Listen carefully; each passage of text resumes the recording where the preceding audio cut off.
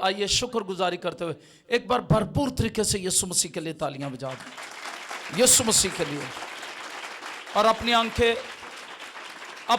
बंद करके एक बार कहेंगे, खुदाम यीशु मुझसे कलाम कर, मैं तेरे कलाम का प्यासा हूं, मैं तेरे कलाम का प्यासा हूं। खुदाम मुझ पर रहम कर, आज तू मुझसे बोल, आज तू मुझसे बात कर। मैं तेरे कलाम से बरकत पाना चाहता हूँ। तेरा कलाम मेरे कदमों के लिए चिराग और मेरी राह के लिए रोशनी है। खुदावंद मुझ पर रहम कर, खुदावंद मुझ पर रहम कर, खुदावंद मुझ पर रहम कर। खुदावंद मेरी जिंदगी को छू ले। आमीन, आमीन, हालेलुया। आज हम हकीकी जिंदगी के मुतालिक बात करेंगे। आमीन। हकीकी जिंदगी क्या है? मेरा और आपका खुदा हकीकी जिंदगी देने आया है, और जब हम उसकी प्रस्तिश करते हैं तो शिफाएं, बरकतें, बहालियां तो मिलती ही हैं, लेकिन ईमानदार के अंदर एक ऐसी जिंदगी पैदा हो जाती है जो ना खत्म होने वाली जिंदगी है। हालेलुया। आइए पहला तीमुथियुस उसका 6 बाब उसकी 19वीं आयत मुकद्दसा मेरे साथ मिलकर देखें। तीमुथियुस के नाम पौलुस रसूल का खत उसका 6 बाब उसकी 19वीं आयत मुकद्दसा। हालेलुया। तो यहां पर कुछ शख्सी नसीहतें हैं, और उन शख्सी नसीहतों के साथ साथ पौलुस रसूल हकीकी जिंदगी की बात करते हैं तीमुथियुस को सिखाते हुए। तो जब हम इसको 17वीं आयत मुकद्दसा से पढ़ते हैं तो फिर हम ज्यादा क्लियर हो जाते हैं। आइए इसे 17वीं आयत मुकद्दसा से पढ़ेंगे। पहला तीमुथियुस 6 बाब उसकी 17 आयत मुकद्दसा से, इस मौजूदा जहान के दौलतमंदों को हुक्म दे कि मगरूर ना हो और ना पायदार दौलत पर नहीं, बल्कि खुदा पर उम्मीद रखें, जो हमें लुत्फ उठाने के लिए सब चीजें अफराद से देता है, और नेकी करें और अच्छे कामों में दौलतमंद बने, और सखावत पर तैयार और अमदाद पर मुस्तैद हों, और आइंदा के लिए अपने वास्ते एक अच्छी बुनियाद कायम कर रखें, ताकि हकीकी जिंदगी पर कब्जा करें। खुदाम के पाक कलाम के पढ़े और सुने जाने पर खुदाम की बरकत आए। आमीन। तो ये जिंदगी जो है, हमेशा की जिंदगी को हकीकी जिंदगी कहा गया है, और इस हकीकी जिंदगी पर कब्जा करने के लिए बड़ी खूबसूरत बात बताई गई है कि इस हकीकी जिंदगी को अपने लिए हासिल करने के लिए, इस पर कब्जा करने के लिए, इसका कब्जा लेने के लिए, जब हम प्रॉपर्टीज खरीदते बेचते हैं तो हमें उसका कब्जा लेना पड़ता है। तो हकीकी जिंदगी भी इस तरह है। जिंदगी तो है, हकीकी जिंदगी का कोई इनकार नहीं कर सकता। यीशु मसीह ने कहा, चोर नहीं आता चुराने, मार डालने और हलाक करने को, लेकिन मैं इसलिए आया कि वो जिंदगी पाए और कसरत की जिंदगी पाए। हालेलुया। यीशु मसीह आया ही हकीकी और कसरत की, हमेशा की जिंदगी देने के लिए है, लेकिन इसे हासिल कौन करेगा? हकीकी जिंदगी मौजूद है। अगर आप इसे आसान अल्फाज में समझें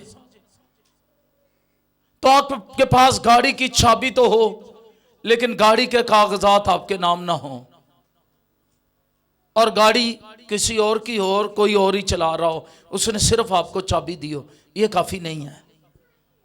लाजमी है उसके कागजात भी आपके नाम हो और फिर वो गाड़ी भी आपके पास हो।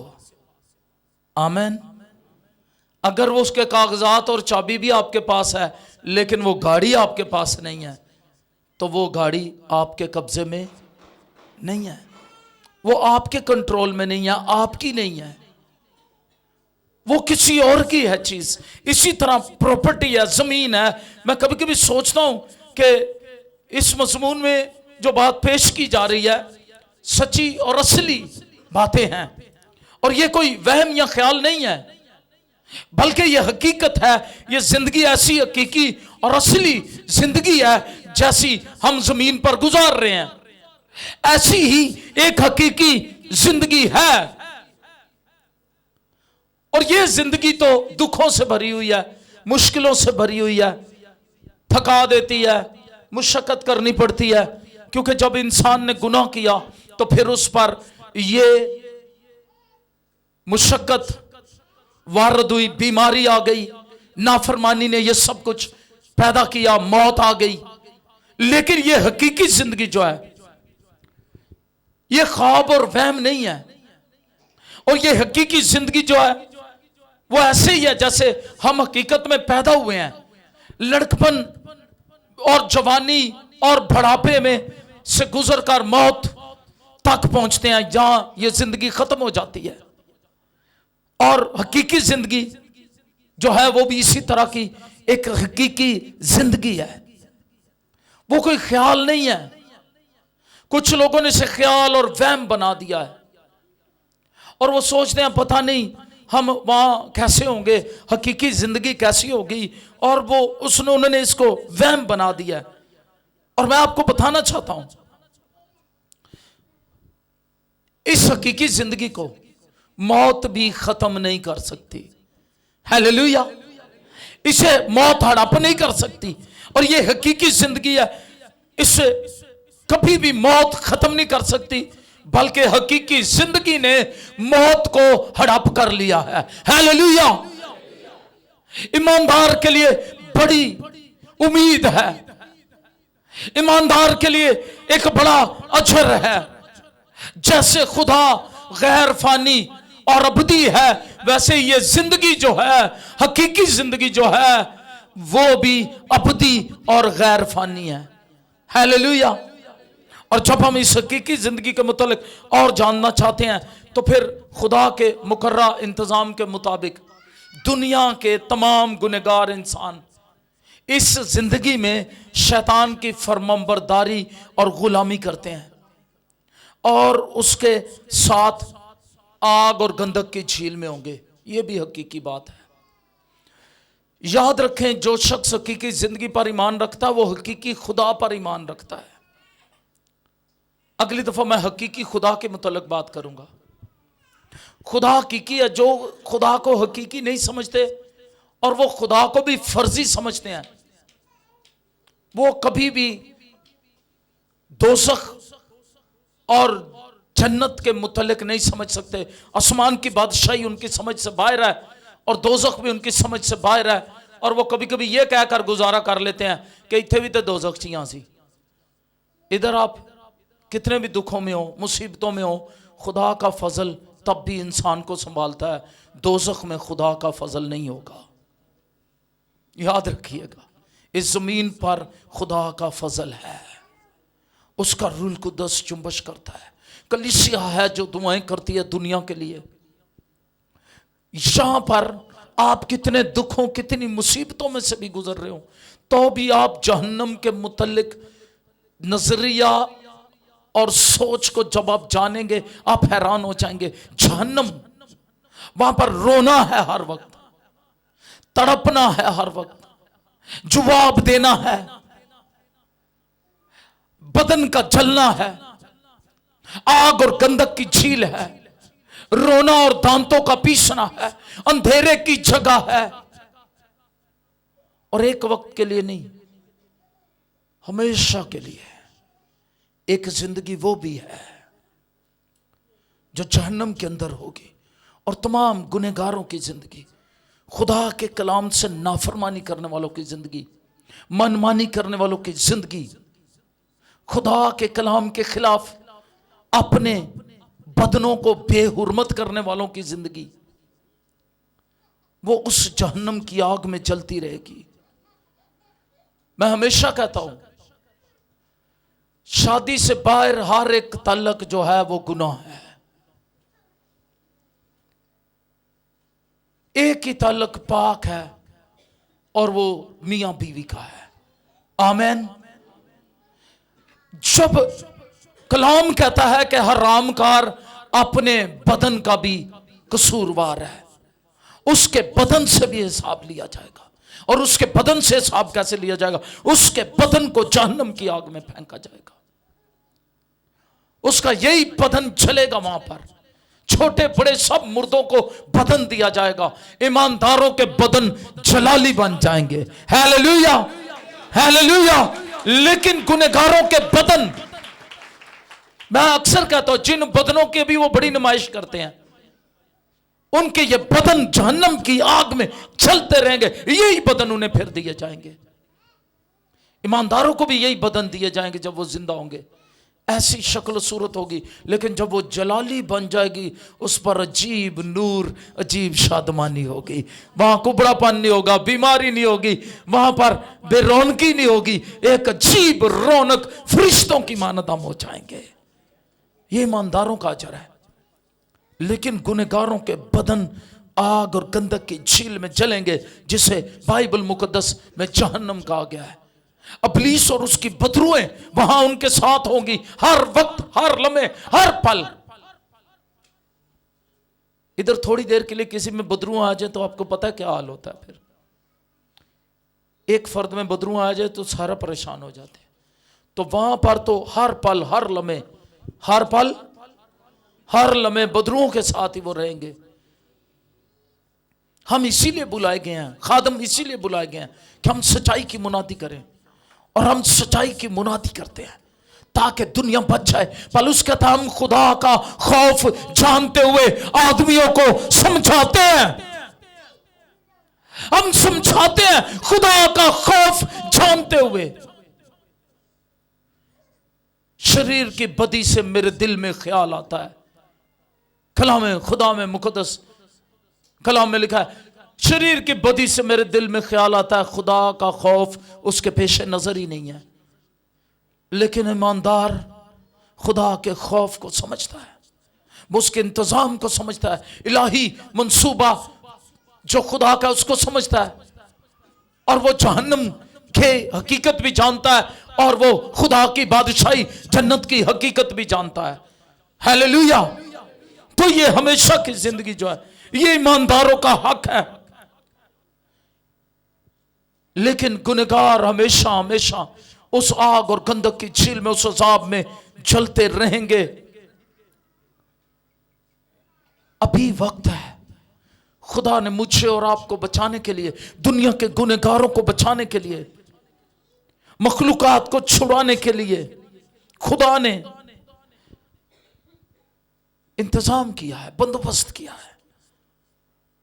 खुदा ने अपना बेटा भेजा, नबी भेजता रहा, हिस्सा बहिस्सा, तरा बतरा नबियों की मार्फत कलाम किया। और अब जमानों के आखिर में अपने बेटे हमारे खुदावंद यीशु मसीह की मार्फत कलाम किया। हालेलुया। जमानों के आखिर में, इसका मतलब है नबियों की सीरीज का आखिर जो है वो नबी नहीं है, नबियों से शुरू किया, लेकिन इस सीरीज को कहां आके खत्म किया? यीशु मसीह पर, अपने बेटे कलमतुल्लाह रूह अल्लाह यीशु मसीह पर खत्म कर दिया। हालेलुया। कलमा मुजस्सम पर। इस सीरीज को, नबियों की सीरीज समझाने के सिलसिले को, कलाम भेजने के सिलसिले को यीशु मसीह पर खत्म कर दिया। जमानों के आखिर में अपने बेटे यीशु मसीह की मार्फत हमसे कलाम किया। हालेलुया। बेटे के बाद और कोई नहीं होता, याद रखिएगा। जब बेटा आ गया, लिखा बेटा जब आ गया है तो फिर इस सीरीज का आखिर हो गया है। इसीलिए यीशु मसीह ने कहा कि मैं ही अव्वल, मैं ही आखिर, मैं ही इब्तदा और मैं ही इंतहा हूं। हालेलुया। वही अल्फा और वही ओमेगा है। तो हमेशा की जिंदगी देने के लिए खुदा ने अपने बेटे को भेजा, उसका इंतजाम किया। रोमियो 6 बाब उसकी 23वीं आयत मुकद्दसा मेरे साथ मिलकर देखें। आमीन, हालेलुया। और हमेशा की जिंदगी के मुतल्लिक जाने, ईमानदार का बड़ा आजाज है। ये ना समझे अभी हम दुख उठा रहे हैं उन लज्जतों से जो गुनाह की तरफ ले जाती है, अगर परहेजगारी कर रहे हैं तो बड़ा आजाज है। रोमी 6:23 देखें, खुदा ने इंतजाम किया है। और कैसे इंतजाम किया है, मेरे साथ मिलकर इसको देखें जी। लिखा 23वीं आयत मुकद्दसा से पढ़ूंगा, क्योंकि गुनाह की मजदूरी मौत है, मगर खुदा की बख्शिश, हालेलुया, खुदा की बख्शिश, खुदा का gift, the gift of God, खुदा की बख्शिश हमारे खुदावंद यीशु मसीह में हमेशा की जिंदगी है। कभी कभी हम इतनी आयती पढ़ते रहते हैं, भाई गुनाह दी मजदूरी मौत जे, बस कल हम सुनाने वाले भी इससे आगे कभी कभी नहीं जाते। वो आधा ही हवाला पढ़ते हैं हम, कभी कभी आधे आधे हवाले पढ़ते रहते हैं। पूरी बात देखें, गुनाह की मजदूरी मगर खुदा ने इंतजाम किया है, खुदा की बख्शिश है जो इंसानों पर हुई है, जो मेरे लिए, आपके लिए, पूरी दुनिया के इंसानों के लिए खुदा की बख्शिश है, वो मौजूद है। और वो क्या है, खुदा की बख्शिश हमारे खुदावंद यीशु मसीह में हमेशा की, मसीह यीशु में ये क्या है, हमेशा की जिंदगी है। ये बड़ी बख्शिश है और ये यीशु मसीह के वसीले है। कैसे है, जो कोई इस बंदोबस्त और इंतजाम को समझ जाता है, उसके मुताबिक अमल करता है, वो फायदे में रहेगा। हालेलुया। इस जमीन पर लोग हर काम करने से पहले या कोई बात करने से पहले सोचते हैं इसमें मेरा क्या फायदा है। तो खुदा का कलाम क्या बताता है, ये बड़े फायदे की बात है। और जो इस इंतजाम को नहीं समझता वो बड़े नुकसान में है, बड़े नुकसान में है। ये फैसला, ये काम इसी जिंदगी में करना है। ये फैसला, ये काम किस जिंदगी में करना है, इसी में। पिछों पे जो फ्रूटा ने यह फैसला नहीं करना, पीछे से पकाई हुई देगों ने यह फैसला नहीं करना, पीछे से वो पड़ी हुई दुआओं ने यह फैसला नहीं करना। मैं आपको बता दूं, पीछे से पड़ी हुई दुआओं ने कोई फैसला नहीं करना। ये सब झूठे उस्तादों का झूठ है, उनकी लोगों की तसल्ली के लिए कि तू जो मर्जी करता हुआ मर जा, तेरे पीछे से पढ़ लेंगे हम दुआएं, नमाजें, शिफायतें कर लेंगे। नहीं, कलाम ऐसा नहीं कहता। कलाम क्या कहता है, आदमी जो कुछ बोएगा, याद रखें, अपनी तालीम को दुरुस्त करना है। आदमी जो कुछ बोएगा वही काटेगा। और अगर आदमी ने बोया ही अच्छा नहीं है, वो शराब पीते हुए मर गया, वो बदगी करते हुए मर गया, और चंदे की खातर कोई खादम गया, पादरी गया, उसको दुआ करके बाप इब्राहिम दी गोदी च पा दे, पा देगा। ये काम खादमों का है ही नहीं। हम खादमों का काम बाप इब्राहिम की गोद में डालना या निकालना नहीं है। ये किसका काम है, फरिश्तों का काम है। लिखा, गरीब लाजर मर गया, फरिश्तों ने ले जाकर उसे कहां रखा, बाप इब्राहिम की गोद क्या है, खुदा की बादशाही। उसमें कोई किसी को ना भेज सकता है, ना कोई पर्ची, ना सिफारिश, ना दुआ, ना कोई वहां से निकाल के ला सकता है। भाई मनु ए दे नाल बड़ी दुश्मनी से इनू कढ़ लिया हुए तो खुदा तू इनू क्यों लै गया।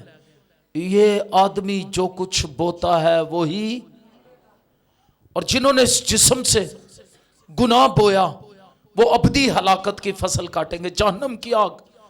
और जिन्होंने रास्तबाजी बोई है वो हमेशा की जिंदगी की फसल काटेंगे। Hallelujah, hallelujah. इसलिए कोई दूसरा फैसला नहीं करेगा आपके लिए। किसने फैसला करना है, आपने, हमने फैसला करना है। हमने फैसला करना है जीते जी जमीन पर, जब हमें होश आ जाए, मुझे 12 साल की उम्र में ये बात समझ आ गई। मैंने 12 साल की उम्र में फैसला किया, तौबा की, बपतिस्मा लिया और कहा खुदावंद यीशु मैं तेरे साथ चलने के लिए तैयार हूं। हालेलुया। कुछ लोगों को आगे कुछ और जिंदगी में आगे जाके लेकिन अगर किसी ने अभी तक फैसला नहीं किया हमेशा की जिंदगी के लिए और वो गुनाह में जिंदगी गुजार रहे हैं या तौबा करके बपतिस्मा लेकर भी वो गुनाह आलूद जिंदगी गुजार रहा है, फिर वापस नहाई सूरनी की तरह दलदल में चला गया गुनाह की, तो उसके लिए खुदा फिर बाएं फैलाए खड़ा है और वो हर मुशरफ बेटे और बेटी का इंतजार कर रहा है और वो कहता है वापस लौटा, मैंने तेरा फिदिया दिया है, मैं तेरा चारा करूंगा, मैं तेरा खुदाबंद हूं हमेशा की जिंदगी। और ये फैसला इसी जिंदगी में करना है, मौत के बाद इसका कोई दूसरा मौका नहीं मिलता। मौत के बाद कोई दूसरा मौका नहीं है। अब अमीर आदमी वहां इसी लूका 16 बाब में गरीब आदमी भी मर गया जो अमीर आदमी के घर के बाहर बैठता था और अमीर आदमी भी मर गया। लेकिन अमीर आदमी के मुतालिक क्या लिखा है? और अमीर आदमी मर गया और जब उसकी आंख खुली तो उसने अपने आप को जहन्नम की आग में जलते हुए देखा। वो कहने लगा लाजर को भेज ताकि वो अपनी उंगली का सिरा तर करके मेरी जुबान पर रखे, मुझे कुछ सुकून हो जाए। पानी नहीं है यहां, तड़पना है, प्यास है, दुख है, दर्द है, रोना है, दांत पीसना है, चलाना, हर वक्त चलाना। सिर्फ आप अकेले नहीं, गुनहगार अकेला नहीं चला रहा होगा, जो गुनहगार है वो अकेला नहीं चला रहा होगा, उसके साथ पता नहीं कितने अरब और लोग जो मसीह को कबूल नहीं करते। और फिर बदरुएं भी चीखें मार रही होंगी वहां, इब्लीस खुद भी चीखें मार रहा होगा जहन्नम में, क्योंकि लिखा है जब यीशु बादलों पर आएगा तो वो इब्लीस को, पुराने अज़दे को बांधेगा और आग और गंधक से जलने वाली झील में फेंक देगा, उसकी तमाम बदरुओं समेत। हालेलुया। तो वहां पर अभी तो ये गुनाह मीठा लगता है और लोग कहते हैं जहान मीठा अगला किन्ने डिठा। लोग अभी तो उनको ये जहान, ये गुनाह मीठा लगता है, लेकिन वो जानते नहीं इसका अंजाम कितना बुरा है। कोई दूसरा मौका नहीं मिलेगा। उसने कहा second chance, give me another chance, कोई दूसरा जन्म नहीं है। ये भी झूठे उस्तादों की झूठी तालीमात है। मुजाहिब ने लोगों को अंधा किया हुआ है रस्मों से, ये कर ले, ये कर ले, ये कर ले। कलाम खुदा कहता कुछ ना करे, जब तू अपनी जुबान से अपने गुनाहों का इकरार करे और यीशु मसीह को अपने दिल से कबूल करे, अपनी जुबान से इकरार करे और यीशु मसीह को कबूल करे कि यीशु मसीह खुदा का बेटा है, मेरे गुनाहों के लिए सलीब पर मरा, तो तेरे पाप धुल जाते हैं। हालेलुया। कोई दूसरा, तीसरा, चौथा ऐसा जन्म नहीं है। हाँ, नए सिरे से पैदा होना जरूर है। और वो कैसे है? वो मां के पेट में जाके नहीं, मर के फिर नहीं आना, बल्कि इसी जिंदगी में पानी और रूह से पैदा होना है। तौबा करनी है, बपतिस्मा लेना है। जो कोई तौबा करे, बपतिस्मा ले, वो निजात पाएगा। हालेलुया। शैतान हमेशा इस काम में मसरूफ रहता है कि लोगों को इस इंतजाम और सहूलत को समझने ना दे, और वो लोगों को समझने ही नहीं देता। वो कहता है ऐसे ही है, बस ठीक है, वो कलाम उत्थे तक ही सी, चर्च तक ही ठीक है, वहीं तक ठीक है, या ये पता नहीं पास्टर तारक को ही समझ आ गई है। हर किसी को इस बात की समझ आनी चाहिए। मैं जब 12 साल का था मुझे इस बात की समझ आ गई थी, और मैंने जाके अपने पास्टर साहब से कहा, पास्टर साहब प्लीज आप मुझे बपतिस्मा दें, इसलिए कि अगर आज यीशु बादलों पर आ गया तो मेरा क्या बनेगा। ये बात समझनी चाहिए। इब्लीस आपको मोहलत नहीं देना चाहता कि आप इस बात को समझें, लेकिन आप खुदा की हुजूरी में हैं, प्रस्तुश के वसीले से उसने आपके दिलों को तैयार किया ताकि कलाम की बात को आप समझ सकें। हालेलुया। और कुछ लोग इबादतों में भी बैठे हुए उनके ध्यान कहीं और होते हैं। इब्लीस उन्हें बात ही नहीं समझने देता। वो यहां से सोचते सोचते पता नहीं कहां पहुंच जाते हैं। मैं हमेशा कहता हूं, इन टच रहें कलाम के साथ। शैतान मसरूफ रहता है कि खुदा के इंतजाम को लोग ना समझे, वो धोखा और फरेब देता है। वो कोई बात नहीं। एक लड़की ने कहा मैं कल तौबा कर लूंगी हमेशा की जिंदगी पाने के लिए, और जब उस मीटिंग से बाहर निकली उसका एक्सीडेंट हुआ और वो रोड पर मरी पड़ी थी और उसके हाथ पर लिखा हुआ था मैं कल से यीशु के साथ चलूंगी, नो टाइम, मैं कल तौबा करूंगी। इब्लीस मोहलत नहीं देना चाहता, इब्लीस मौका नहीं देना चाहता, इसलिए आप भी इब्लीस को मौका ना दें। शैतान इस काम में मसरूफ रहता है, वो लोगों को धोखा दे, बहुत से बहाने बनाता रहता है, हीले बनाता है, तरीके बताता रहता है। चल इस तरह नहीं इस तरह सही, चल इस तरह नहीं इस तरह सही, खौफ पैदा करता रहता है जिंदगियों में। मेरे पास एक शख्स आया, उसने कहा भाई साहब मैं तो जदों दा बपतिस्मा ले लिया मेरे तो बहुत ही मुश्किल हो गई ने। मैं क्या गल शैतान ने तेरे दिल च पाई है, शुक्रगुजारी कर। अगर तू मसीह में मुश्किलों में से गुजर रहा है तो तेरी शुक्रगुजारी बड़ी हो जानी चाहिए। हालेलुया। अगर तू मसीह में ना होता, मुश्किलों में से गुजरता, कौन तुझे संभालता? अब तो तुझे एक संभालने वाला है। हालेलुया। ये बड़ी बात है। इब्लीस को मौका ना दे, उसके धोखे में ना आए कि आप ज्यादा दुआ कर रहे हैं इसलिए आप पर मुश्किल आ गई। नहीं, अगर आप ना दुआ कर रहे होते फिर सोचे इब्लीस आपका क्या हाल करता। अभी तो आप दुआ कर रहे हैं, खुदा आप पर फजल करता है। हालेलुया। इब्लीस के धोखे में ना आए, वो तरीके बताता रहेगा इस तरह कर ले इस तरह कर ले। और इंसान जब इब्लीस के तरीकों को कबूल कर लेता है, खुदा के तरीके को रद्द करता है, वो मुश्किल में पड़ जाता है। और कुछ लोग सारी जिंदगी कुलिये लगाते रहते हैं, कुलिये लगा लगा के जिंदगी गुजार रहे हैं। चलो 4 दिन यीशु दे इबादत कर ली, मैं 4 दिन हूँ थोड़ा जा भी कर लीए, फिर 4 दिन यीशु के, फिर कुलिये लगाते रहते हैं। ये कुलिये लगाना छोड़ दें, ये सारे फार्मूले फेल ने। एक ही फार्मूला, एक ही फार्मूला कामयाब जे। हालेलुया। एक ही फार्मूला कायम है जो उस खुदा के कलाम का फार्मूला है। Hallelujah, hallelujah, hallelujah. इस कलाम के फार्मूले पर चले। ये फार्मूला ठीक है, सिवाय यीशु के खून के और कोई आपके गुनाह धो नहीं सकता। खुदा के इंतजाम के मुताबिक ये हकीकी जिंदगी उसके बेटे में है। किस में है? ऊंची आवाज में कहे, ये हकीकी जिंदगी कलाम के मुताबिक, खुदा के इंतजाम के मुताबिक उसके बेटे में है। आइए पढ़ें मुकद्दस यूहन्ना रसूल का पहला खत 5वां बाब, उसकी 11वीं और 12वीं आयतें मुकद्दसा पढ़ें। मैं चाहता हूं आप बाइबल लेकर आया करें। यह हमेशा की जिंदगी कौन दे सकता है? किसके पास है? हालेलुया। यूहन्ना का पहला खत 5वां बाब और उसकी 11वीं और 12वीं आयतें मुकद्दसा। इसमें यूं लिखा है, और वो गवाही ये है कि खुदा ने हमें हमेशा की जिंदगी बख्शी और ये जिंदगी उसके बेटे में है।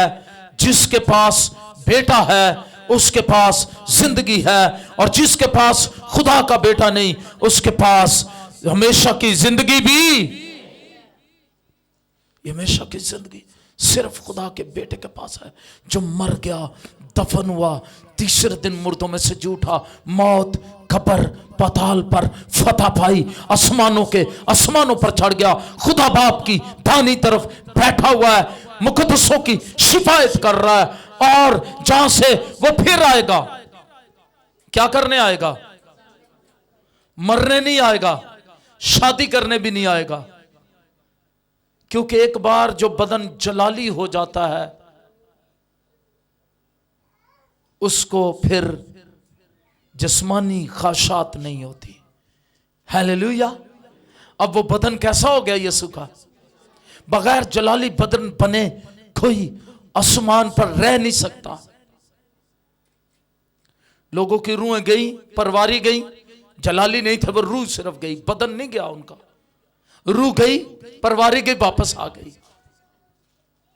बदन समेत जिसको खुदा ले गया, आपको मालूम है कितने लोगों को लेके गया? किसको मालूम है?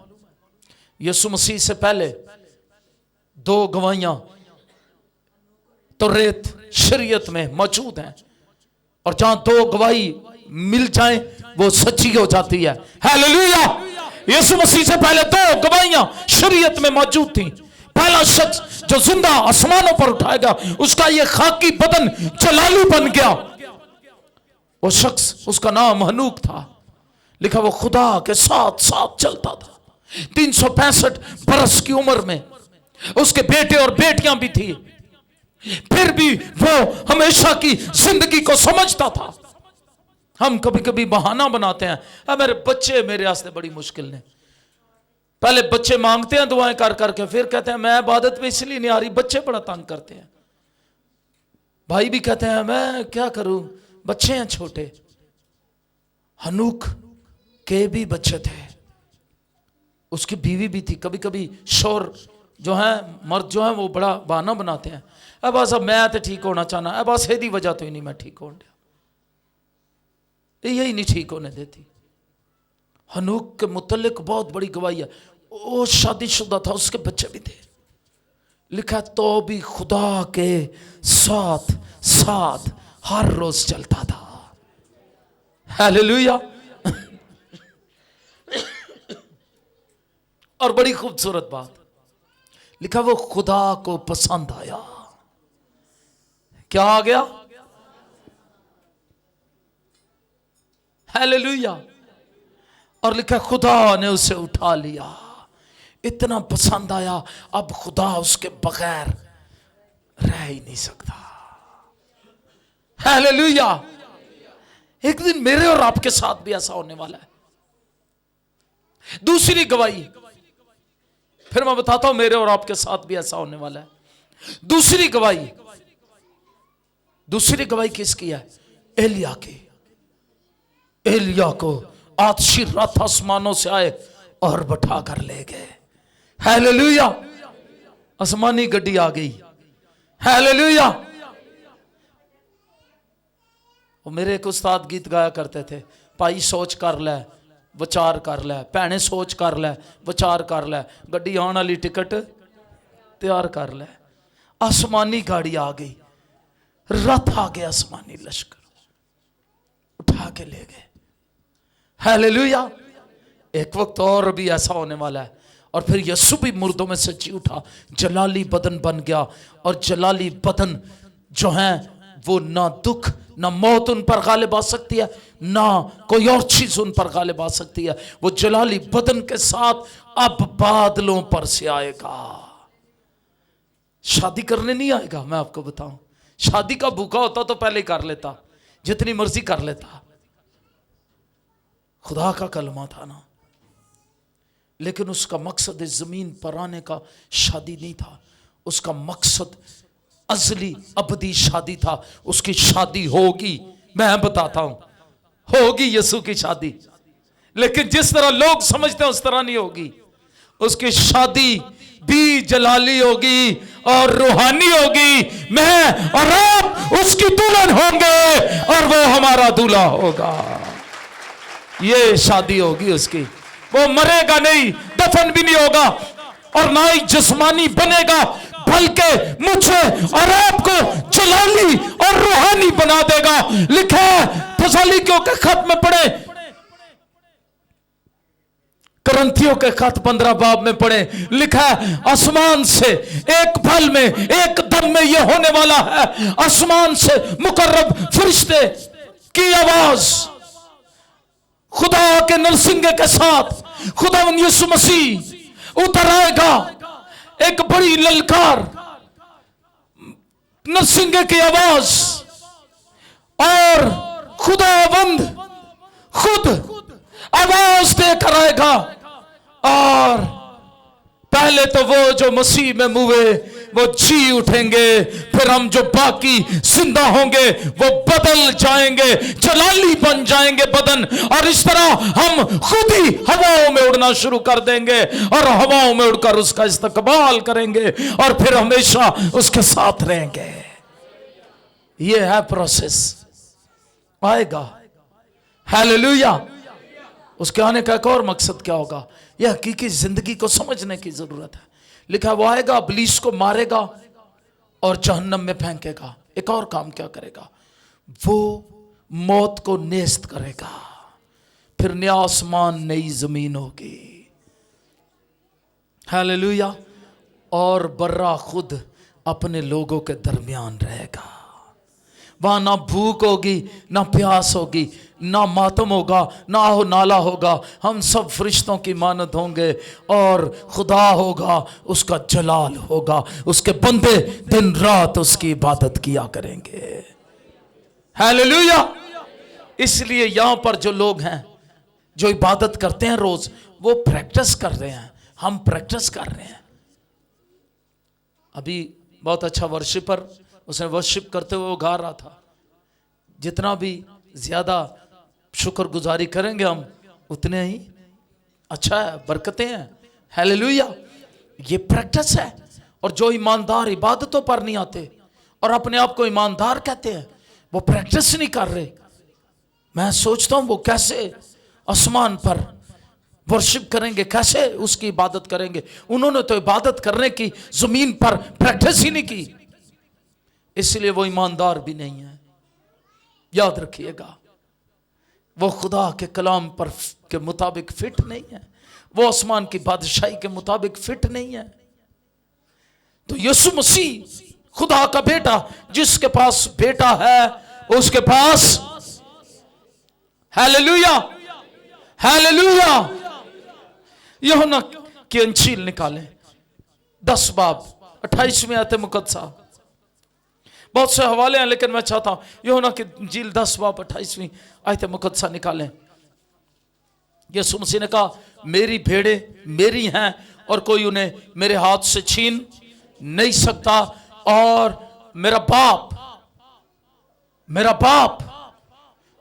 बड़ा है और कोई उन्हें मेरे बाप के हाथ से छीन, और मैं उन्हें हमेशा की जिंदगी बख्शता हूं। हालेलुया। क्या देता है यीशु? हमेशा की जिंदगी। यूहन्ना की इंजील पढ़े मेरे साथ मिलकर, 10 बाब 28वीं आयत मुकद्दसा। कोई भी ऊंची आवाज में पढ़ दे। हाँ, यही पढ़ाना चाहता था। हमेशा की जिंदगी किनको मिलेगी? जो उसकी, अगर आप आवाज ही नहीं सुनते, हर वक्त इब्लीस की, कल्चर की, दुनिया की आवाज सुनते रहते हैं,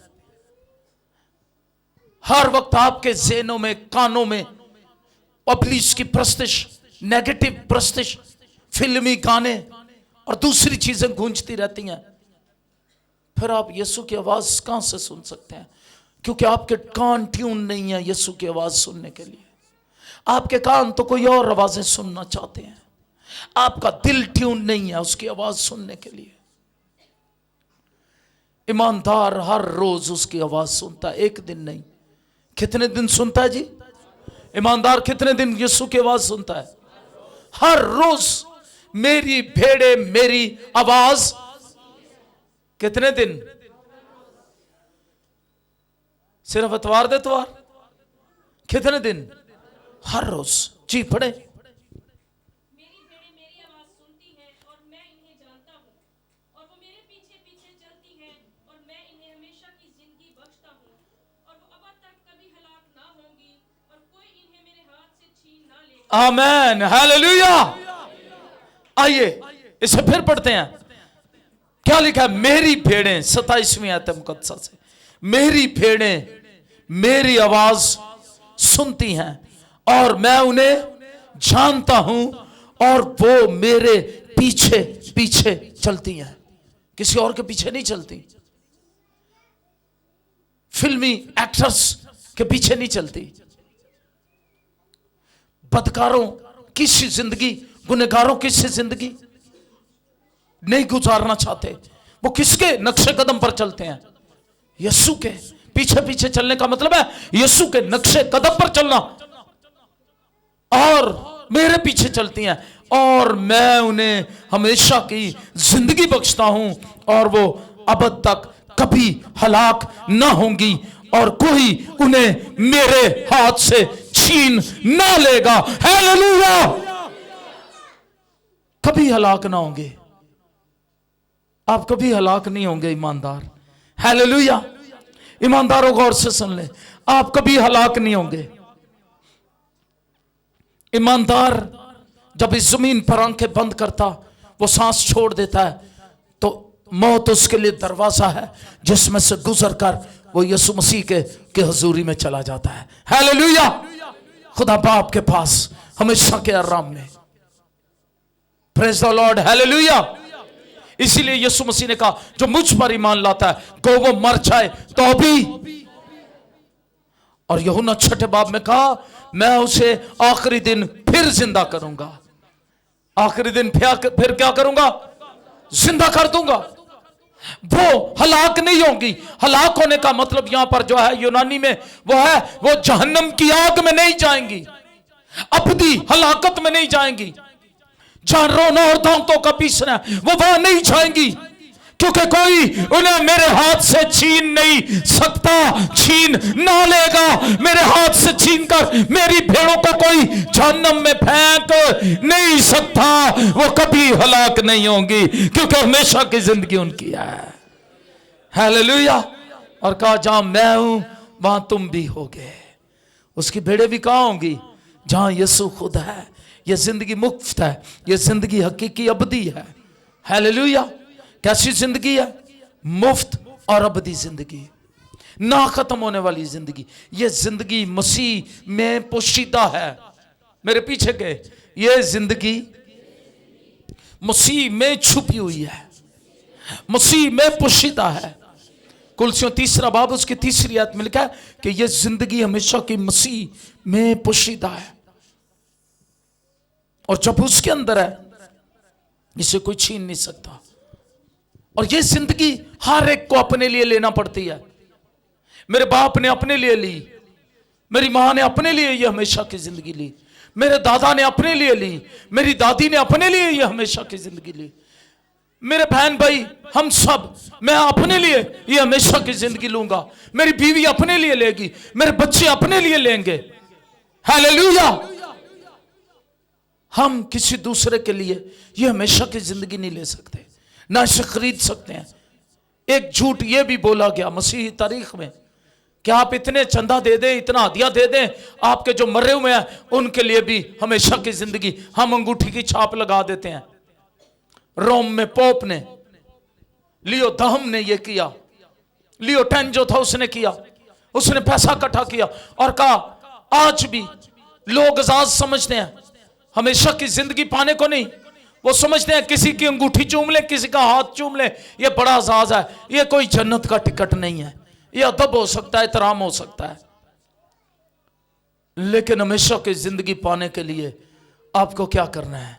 यीशु मसीह को अपनी जिंदगी में बुलाना है, तौबा करनी है, गुनाहों से निजात पानी है, इसे अपने लिए लेना है। ये किसी मिशन या ग्रुप नहीं दे सकता आपको, ये किसी मिशन या ग्रुप की जो है वो प्रॉपर्टी नहीं है। हमेशा की जिंदगी उसके कब्जे में नहीं है। हमेशा की जिंदगी किसके पास है? यीशु मसीह के पास। हालेलुया! हालेलुया! और ये कौन ले सकता है? ये हर कोई ले सकता है, जो कोई, यहां पर क्या लिखा है? जो कोई भी चाहे वो हमेशा की जिंदगी ले सकता है। और ये जिंदगी आसमानी है। कैसी जिंदगी है? ना दीदा है, इसे देखा नहीं है। पौलुस इसीलिए कहता है हम आंखों देखे पर नहीं चलते, हम ईमान पर चलते हैं। हालेलुया! हालेलुया! ईमान पर ईमानदार चलता है। लेकिन इसका आगाज कहां से होता है? इस जमीन पर हमेशा की जिंदगी लेने का आगाज होगा जब कोई अपने गुनाहों से तौबा करके अपनी जिंदगी यीशु मसीह को देता है। हर रोज पाक जिंदगी गुजारता है। ये जिंदगी पाक है, जलाली है। ये जिंदगी बाकायदा एक जिस्म में गुजारनी है जमीन पर। फिर ये जिंदगी गैर फानी है। कैसी है? फना नहीं है। ईमानदारों को इस जिंदगी के बारे में 4 कदम है। पहला, इसका वादा किया गया है। पहली बात, ये हमेशा की जिंदगी ऐसे ही नहीं है। यीशु मसीह ने इस हमेशा की जिंदगी का वादा किया हमसे, और हमें जानना है, इब्राहिम जान गया जिसने वादा किया वो सच्चा है। वो वादे से मुकरता नहीं, वो वादे से फिरता नहीं है। वो वादों को पूरा करने वाला खुदा है। उसने आज तक जितने वादे किए उन्हें पूरा किया। और इब्राहिम जान गया कि वादा करने वाला क्या है। ये जानकर उसने अपने बेटे को कुर्बान गाह पर रखा और उसने कहा वादा करने वाला सच्चा है। उसने कहा इसहाक से तेरी नस्ल होगी, इसलिए इसहाक को कुर्बान गाह पर रखा और कहा अगर ये मर भी जाएगा कुर्बान गाह पर जला भी दूंगा, फिर भी खुदा उस राख में से एक नया इसहाक पैदा कर देगा, क्योंकि वादा करने वाला क्या है? सच्चा है। हालेलुया। ईमान रखें, ये वादा है और वादा करने वाला क्या है? सच्चा है। और जब हम इसको देखते हैं कि वादा करने वाला सच्चा है, फिर हमें और क्लियर हो जाता है। और यहां पर लिखा है और जिसका उसने हमसे वादा किया वो हमेशा की जिंदगी है। किसका वादा किया? हमेशा की जिंदगी का। और ये उम्मीद में रहते हैं हम, उम्मीद हमें इसकी। तीतस के नाम पौलुस रसूल का खत, पहला बाब, उसकी 3 आयत मुकद्दस में लिखा है हमेशा की जिंदगी की उम्मीद रखते हैं हम। हालेलुया। और हम वारिस हैं इसके। हमेशा की जिंदगी के क्या है? मत्ती 19 बाब उसकी 29वीं आयत मुकद्दस में लिखा है कि हमेशा की जिंदगी के क्या हैं? हम वारिस हैं। आइए पढ़ लें मत्ती के इंजील, मत्ती के इंजील में इसको पढ़ें। यहां पर लिखा है हम क्या है? वारिस हैं। 19 बाब की 29वीं आयत मुकद्दस में हम हमेशा की जिंदगी के क्या हैं? वारिस हो जाते हैं। जिसने घरों या भाइयों या बहनों या बाप या मां या बच्चों या खेतों को मेरे नाम की खातिर छोड़ दिया है। हालेलुया। आज तो हम गुनाह नहीं छोड़ना चाहते, रिश्तों की सलीब कहां चढ़ेंगे? यीशु मसीह खुद भी रिश्तों की सलीब चढ़ा। जब उसने देखा उसकी मां और उसके भाई बहने उसे मुनादी से रोकना चाहते हैं, खुदा के मंसूबे से रोकना चाहते हैं, तो कहा, क्या कहा? कहा तेरे भाई तेरी बहनें तेरी मां तुझे बुलाती है। कहा मेरी मां मेरे भाई मेरी बहनें वो हैं जो मेरा कलाम सुनते हैं। रिश्तों की सलीब चढ़ गया। कभी कभी लोग रिश्तों की सलीब नहीं उठाना चाहते, रिश्तों की सलीब नहीं चढ़ना चाहते। वो कहते हैं कोई बात नहीं, जैसा भी है मेरा भाई है, मैं यीशु को छोड़ दूंगा, भाई नहीं छोड़ सकता। गौर से सुने, यीशु मसीह खुद रिश्तों की सलीब चढ़ गया। अगर कोई भाई कोई बहन कोई मां बाप आपको मसीह के साथ चलने में रुकावट बनता है, कोई खेत कोई प्रॉपर्टी कोई रुपया पैसा कोई मलकियत कोई चीज यीशु मसीह के साथ चलने में रुकावट है, यीशु मसीह ने क्या कहा? जो कोई जिस किसी ने घरों या भाइयों या बहनों या बाप या मां या बच्चों या खेतों को मेरे नाम की खातिर छोड़ दिया है, उसको आसमान पर कितना मिलेगा? 100 गुना मिलेगा। और 100 गुना के साथ क्या मिलेगा? कितने बड़े इनाम होंगे उनके। मैं कभी कभी सोचता हूं इस जमीन पर भी खुदा इनामात देता है, लेकिन आसमान पर उनके इनामात का ढेर होगा। तो जिसने मसीह की खातिर किया ही कुछ नहीं। एक शख्स से एक दफा मैं मिला, वो चैनलों वालों के खिलाफ बातें कर रहा था, फिर वो पास्टरों के खिलाफ बातें करने लगा, फिर वो दैयकी के खिलाफ बातें करने लगा। मैं काफी देर खामोश रहा, किसी फौतगी में बैठे हुए थे, मैं खामोश रहा। फिर मैंने उसको कहा भाई आपको कोई अच्छा काम नहीं आता? मैंने कहा आपने कभी दाई की दी है? नहीं जी मैं तो नहीं देती, मैं क्यों दूंगा? मैंने कहा इसीलिए तो इस तरह की बातें कर रहा है।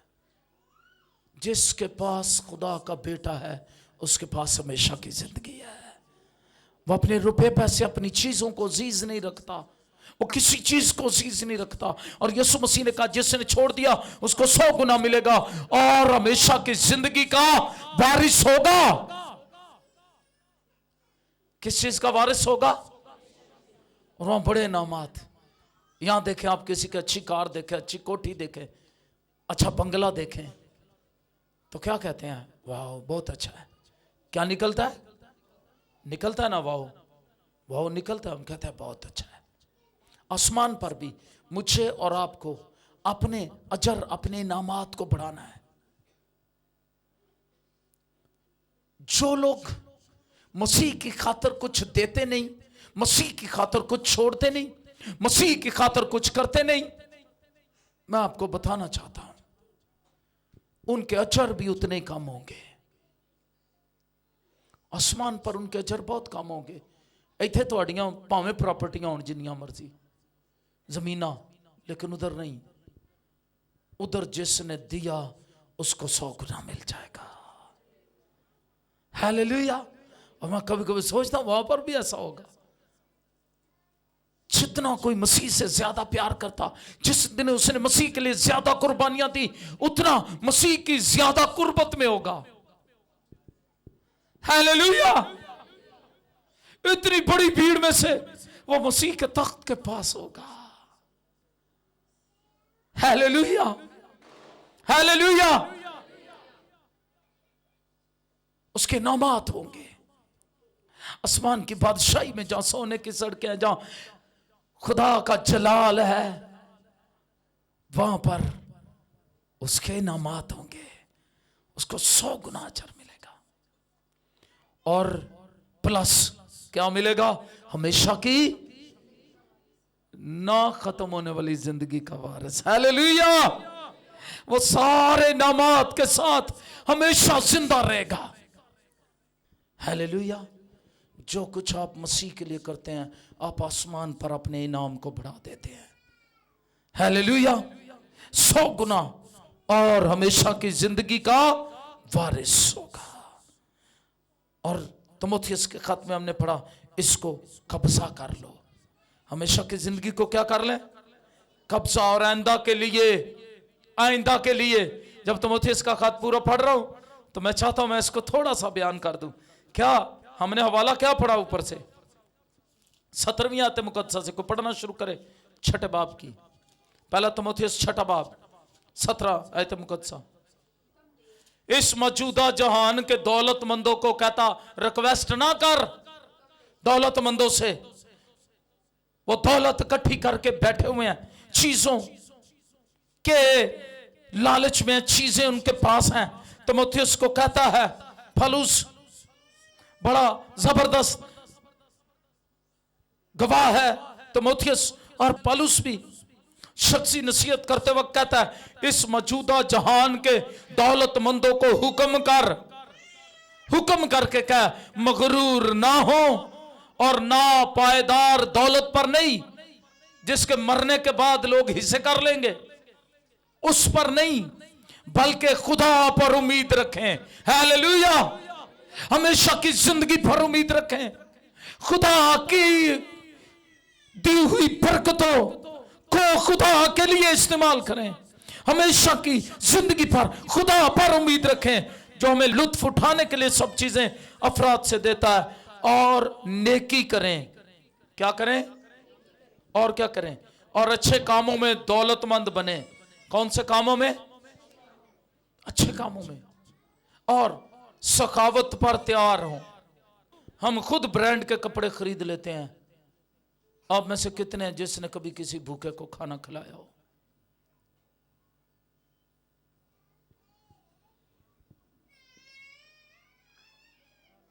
खुद मुरगन गजाएं खाते हैं। कितने हैं जिन्होंने कभी ये सोचा उनको सखावत भी करनी चाहिए? ये हमेशा की जिंदगी में एक अजर है। यीशु मसीह के लिए देना अजर है। लेकिन भूखों, यतीमों, बेवाओं की मदद करना भी एक अजर है। ये भी आसमान पर आपके इनामात हैं। और यहां पर लिखा है और तैयार रहें और सखावत पर तैयार और अमदाद पर मुस्तैद हों। अमदाद करें दूसरों की, जो जरूरतमंद है उनकी मदद करें। इधर हम हमेशा सोचते रहते हैं मेरी तो अपनियां नहीं पूरी होंगी।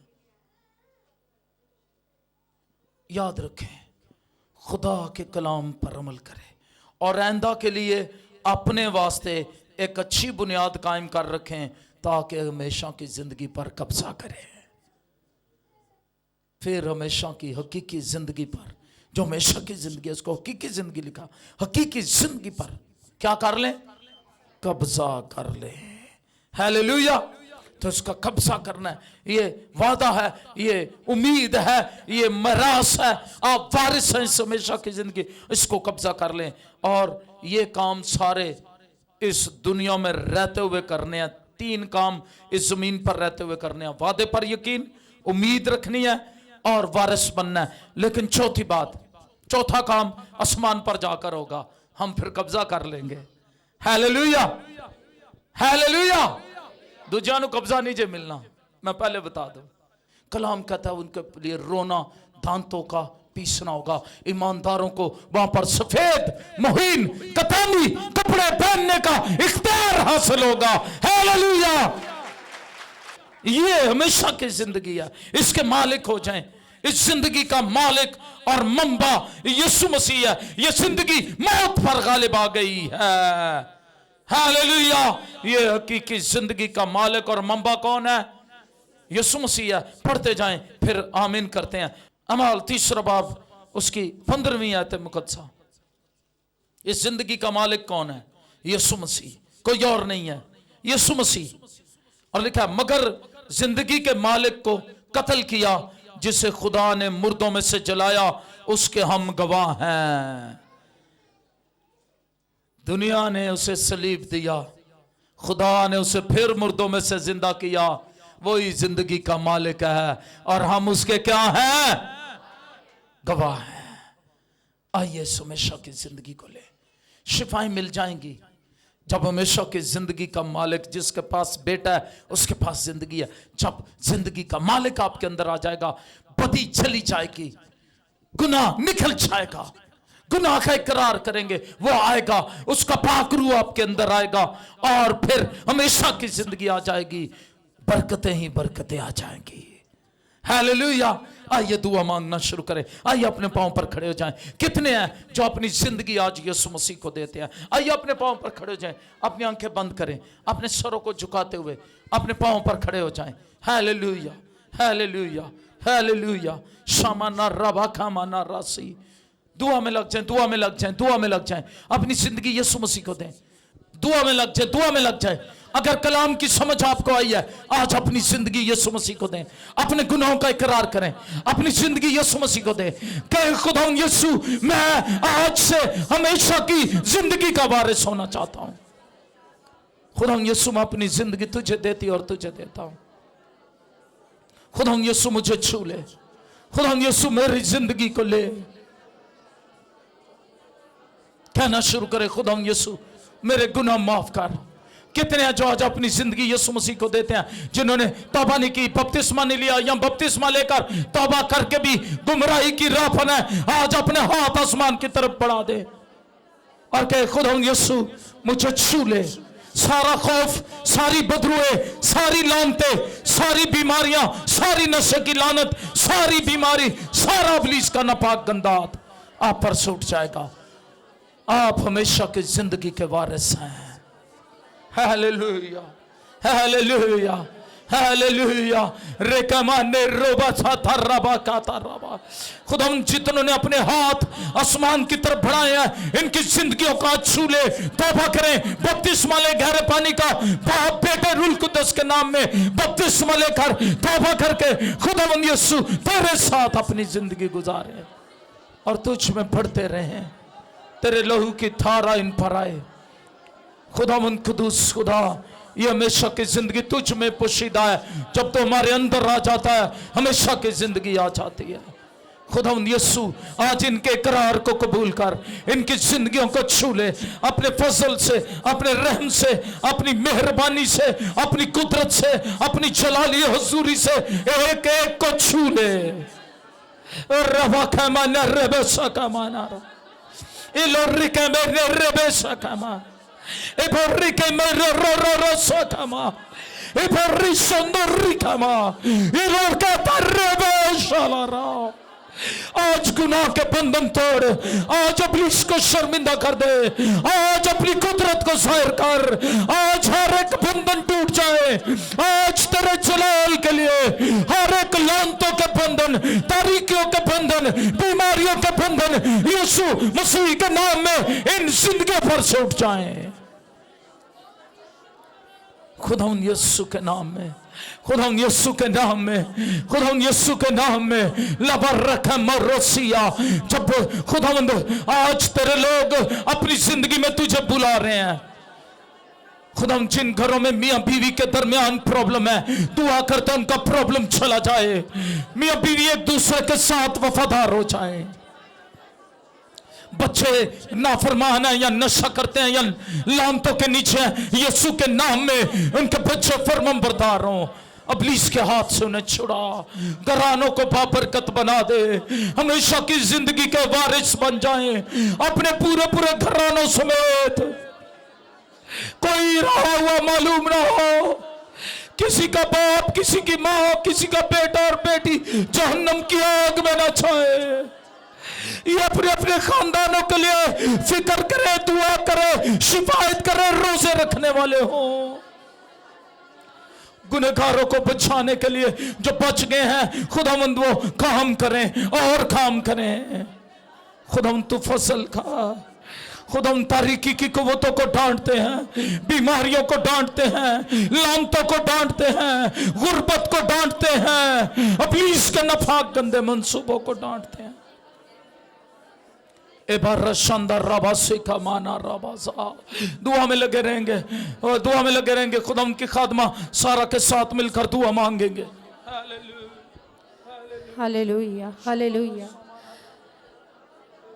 अपने हाथ आसमान की तरफ बुलंद करें और आपके साथ जो खड़ा है उसका हाथ थाम ले। बहनों का हाथ थाम ले, बच्चों का हाथ थाम ले, भाइयों का हाथ थाम ले, और आपके साथ जो खड़े हैं उसके साथ वाले का हाथ थाम ले। हाथ थामने के बाद अपने हाथ आसमान की तरफ बुलंद करें और आज इकरार करें उसकी पाक हजूरी में,